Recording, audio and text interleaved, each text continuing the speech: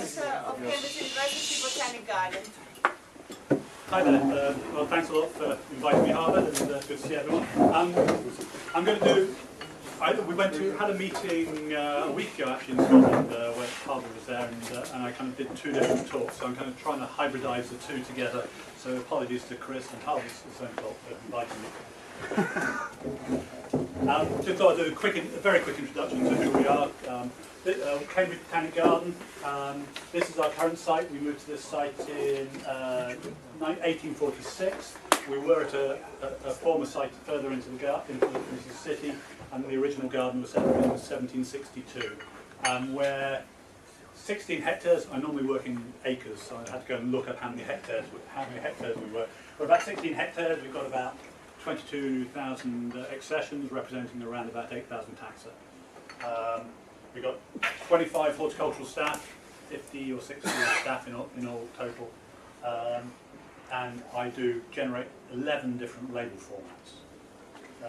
Do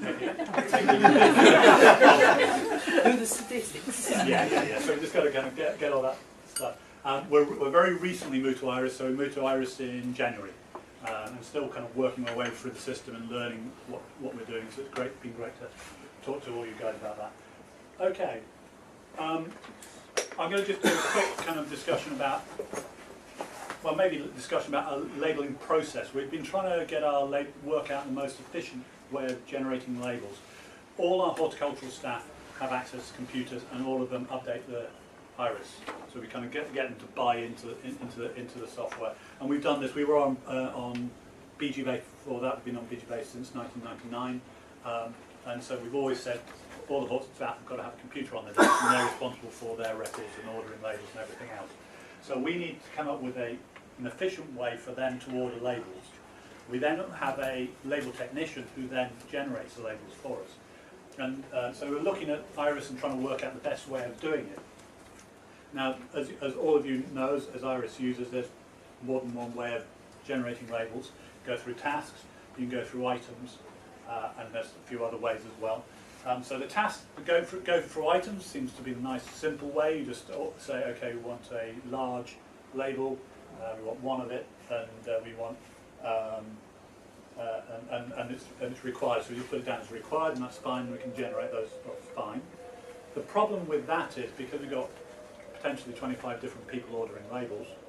When the label technician comes to make all these labels, who should she give these labels to? So then she's going through the system trying to work out who'd ordered them by location and all that sort of thing. So you've got all this extra work she's got to do, and that delays getting the labels out. So that was a bit awkward. So the next way we kind of worked out to do was actually to use tasks. But the problem is going through tasks, you can't actually say through tasks what labels you require. So you can say, we could actually generate a task for each section, so labels for systematic beds or labels for glasshouse.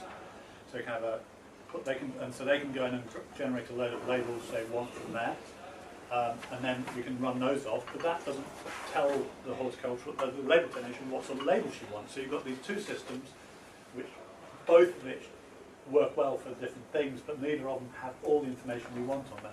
Another bit of information we also collect in tasks is also notes. So occasionally you might have a label, which you have a little note on it saying, actually this one needs to go on a shorter stand or something like that. So we need to have a little comment with them occasionally. So we can use tasks. So the system we kind of have come up with so far, and hopefully maybe someone will tell us a better way of doing this, and that's what I'm hoping for, is the horticulturalist orders through tasks, then they use items management, and go to items management and update item management, and then into items to say that the label required, and then the label technician will come along and pull up the tasks in item management, pull out all the labels they require. So you end up with these because this kind of three-part system. It seems to work well. The whole staff on the whole get it, but it's trying to work, but some of them don't, and we're trying to get a system which is as efficient as possible for the horticultural staff. Because some staff, as you all know, are very good with the computers, and some much harder to get to grips with. So that's what we've got. We did have a quick discussion last week on that part of it, and Chris suggested, in fact it was your idea, wasn't it, that what we do in In items, we actually come up with a task, instead of just saying a label is required, or is required, we can actually say a label is required for glass house, label is required for, and that seems a really nice way of doing it, but it doesn't allow us to add any notes to that information there. Can I just, so people, I think, maybe just, you know, when you take a drop down on the label status, it's usually label okay or label not okay. Yeah. So what he's saying is that you basically make that a long list of choices, so you're actually saying label required for different sections of the garden, so you get multiple options for the label status. Yeah. Yeah. So that was the first bit of it, and my talk over the other week, so I'm putting these two together. Has anybody else got any comments on how they do labels, and whether they can actually give them any advice on a more efficient way of doing it? Or maybe there's something I haven't understood, but we let the horticulturists just say that when they do the inventory, yeah. and they say that for their areas, whatever Yeah. it might be, rock garden, Yeah. they add a label, label type that one should have, Yeah. and if it's okay or not okay. Yes. And if it's not okay, then I just, and they tell me, okay, for the rock garden, I want labels. Yes. Right. So I just open that area and see which ones are not okay, and Yes. then I make the labels. Yes, that's fine, but our label technician isn't you. So she comes in and she just got a list of lots and lots of different labels needed, and sorting them out is the issue at the end. You didn't mention the volume of labels produced. That might. Oh yes, okay. Well, I'll come on to because we haven't got on to the next bit of the talk, Yep. which is about. We've gone from producing around about 1,200 labels to actually in the last 6 to 8 months we've done 4,000 labels. Because we've just we've just changed our label technology, which is the next bit of the talk I'm going to do in a minute. Sorry. Yeah, we have two different pathways for nursery labels, so bin labels from thermal transfer printed direct on the bin label. Yeah. And then it goes only who does it and prints it, so I don't even know how many labels there are printed. How many? Lots. Lots. Yeah. Okay. But it's something. What I more like to emphasize is that there is no delay between he orders the labels and he produces them himself. Yeah. And for the labels, invitation labels in the garden, it goes through Maria. Maybe you could say something about how that's What I going. do is once I get the seeds, I create a label that stick on A thermal transfer label. and then I give it to Roel. Yeah. Then Well, the Roel thermal transfer label is just an etiquette, so it's a sticker. Yeah. with Or on the accession number, the purpose, and the matrix. Yeah. Then I give it to Roel. Roel prints stick etiquettes. Take bin label. Yeah, that one. Then when the plant goes from the nursery to the garden, I have already, I hear from the guy, I need these porches. And then I print it, Yeah. and then I give it to them. Yeah. But I think the thing there is both of you are directly involved in the actual production of ordering the labels and know the plants. Mm-hmm. We have a label technician who's totally separate. So she's not involved. All she does is make labels. So she just comes in on the Tuesday and sees what's there and prints them out. And so she doesn't know who those labels are for unless we can find somewhere to do it. Oh, but there is somewhere that we use purpose. Purpose. So purpose is these plants goes to the bed number 5. On the We session. print On the it on session. On the accession, so we have in the label species, Yeah. purpose, and the bed where the plant must Okay. go. Yes. We So- got it's going to location, so we can separate them out by location and code. But when we've got a lot of locations, that's a lot of work to do that. So we actually like to do them by section, so give them to the person who's ordered them. But do you give her an Excel sheet, or is it more complicated? She runs it off here and generates her own Excel sheet. Okay, so if you make a report for her Yes. with an Excel sheet with the fields she needs for the labels, and then just add one column with whom it is for. Yes. Well, it's capturing who it's for. Yeah. Is a problem because in items there's nowhere to put who it's for. There is the status person field. You could we may have talked about that before, but that Status person. Can I show you quickly? Yeah, Because I don't want to spend too much longer on it because I've got a bit more time to do. No, but but, it's sorry. interesting also for us to Do you see, use one task per person?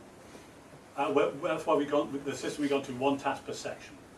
Okay, because if you would take one task per person, Yeah. then That'll be- maybe. That'll Or be you thought 20, about that? 20, 25 plus tasks because we got all our whole staff and all our. Oh, so there are trainees. several persons involved in the same section. Yes, every section has at least 3 people working in there. Okay, because otherwise you could store it on in task on a person, the owner of the task. Yes, yes. So we're currently storing it under tasks under the section. That's fine. As long as it gets to the section, they can sort out who's ordered it. So when you order your label, you say large size, and then you say, we want the label. Then you would have not okay, obviously, in your case, which isn't coming up here for some. Because of Required. And then here you got the status person is usually when someone's planting out, you might say that someone else than the administrator, it's the gardener or something. Yeah, Here yeah. you can then, when it comes to label requests, you can then pick one of the staff from that list. But that's maybe because that's Maybe. that's kind of getting into a Not bit the of- right answer. Okay, shall we move on to the next bit? That was the first bit. Just wanted a bit of discussion from you guys. That was useful. Did I? Oh, I did mess it up a bit. You messed it up. Of course. Okay, onto the more practical, actually making labels. Here's a kind of small array of labels through the centuries. So the first one's from 1886. That's the oldest one I've ever found. It's actually a Rosa Banksia, and we still have that plant. And we've got this wonderful wooden ones which were made in a 6-part process and the real works of art and handmade. And then we move on to our move on to our rotary engraved ones.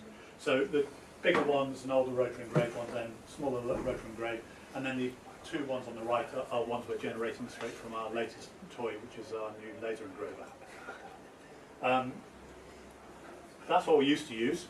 So this is you're looking at it with envy now. That's a Dahlgren rotary engraver. It's at least 20 plus years old, and we were using that for a long time. It's getting very difficult to get parts for. The company doesn't exist, and we're having problems with software which was running it, trying to keep that, and having to use old computers to make it run and things like that. So we need, and obviously labels are critical for a garden, so we need to do something about this machine. So we, the whole label processing we used to use was we would get some sheet of plastic cut up to fit on the rotary engraver. We'd export the data out as BG base at the time into the software, into a template in the software. We rotary engraved that. Then the plastic would go off to the workshop where it would be cut up on a bandsaw into the individual labels. Then it would come back. Then we'd have to drill the holes, and rivet it onto a stand. So you have this multi-part process. So we have one person doing this who's part-time. So within 2 days a week, we're producing about 1,200 labels, and we've always got a backlog. And so you've got the horticultural staff getting very frustrated because they've ordered a label and they haven't, they ordered a label 2 months ago and they haven't got it yet. And they're getting frustrated. And when they get them, they can't remember where they're meant to go. So there's piles of labels on people's desks and they haven't got around to putting them out. And it's annuals, so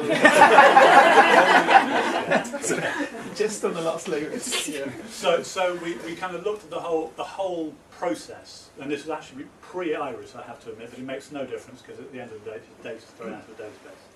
And we bought this thing, which is a Trotec laser engraver. I'm not sure how widespread laser engravers are in gardens. And Trotec is a firm in Holland as well. Yeah. We looked at a couple, and they're basically the two main suppliers in the UK for laser engravers, and we went for the Trotec, and that has proved to be have a lot of kind of unintended consequences. First one of which is a hell of a lot quieter, which means we can actually, the person in the workshop doesn't have to sit there with ear defenders on when it's on. It doesn't generate all the swarf, so you don't have to worry about people breathing in plastic dust. The downside of it is it does burn, and so it generates a lot of smoke, so we have to use an extraction system with HEPA filters to get rid of the smoke. And it doesn't, this is not going to have the longevity of our 20-plus-year-old rotary engraver. So what happens is the information is exported out of Iris, or originally it was BG based, and then we go into just a graphics piece of software. Thank you. I knew I was going to run over. It's going to a graphics piece of software. In this case, it happens to be CorelDRAW. But you can actually go into anything. It will go into Word or anything like that. The engraver will just behave like a printer. So if you can print it onto a piece of paper, you can put it onto the machine. So we go into CorelDRAW,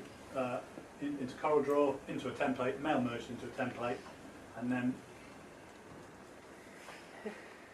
excuse the quality of this. Hopefully, oh, hang on. Speed. You click twice. That's certainly. Where's the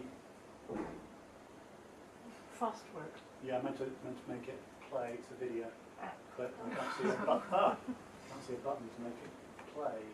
Where's the button? Don't panic. Go to the right. You're on the other screen, or maybe you can play that. Yeah, I can't get a mouse. On the small screen. But you distribute to the computer. Yeah. You've got the computer. Okay. So this is a quick one of one of it going. I did a longer one, which is better filmed, but you didn't really want to spend that long watching these things go. So this was shown on the Star Wars Day, wasn't It it? was Star Wars Day, yes. Yes. Laser, Yeah. screening. I wish it had a little Darth Vader in there and melted him or something like that. May the force be with you. How expensive was this machine? We paid about £15,000. I don't know what the it is expensive, but it's actually interesting. We're saving a lot of money. It's actually saving us a lot of